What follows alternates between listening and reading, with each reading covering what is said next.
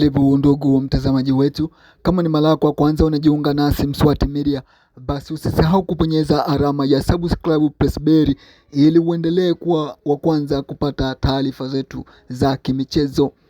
Tunakuangazia taarifa za usajili kunako klabu ya Young Africans ambao wamepushi kwa asilimia kubwa sana ili kuweza kuipata saini ya mshambuliaji wa timu ya taifa ya Angola, Aureliano Depu. Mchezaji huyo ambaye ni kinara wa ufungaji katika timu ya taifa ya Angola, ambao ana magoli 15, ni top scorer wa muda wote katika taifa hilo la Angola.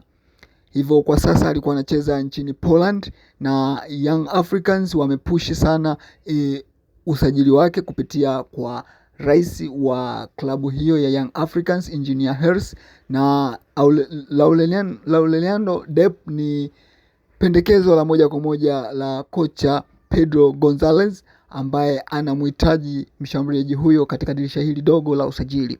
Sasa kutokana kwa jitihada hizo zilizofanyika na rais wa klabu Engineer Hersi, amepushi sana usajili huo na hatimaye sasa amekamilisha usajili huo tayari. Mchezaji huyo amesha saini kandarasi ya miaka 2 kuitumikia wananchi, kuwatumikia Young Africa. Hivyo kilichobakia ni Young Africans kumtambulisha mchezaji huyo, na hivi sasa muda wowote anaweza akatua visiwani Zanzibar, ambako Young Africans wako katika maandalizi ya mchezo wa nusu finali wakiwa na Singida Black Stars. Hivyo tutegemee kwamba mchezaji huyo Aureliano Depu atakuwa moja kati ya washambuliaji wapya na ingizo jipya katika klabu hii ya Yanga Africa.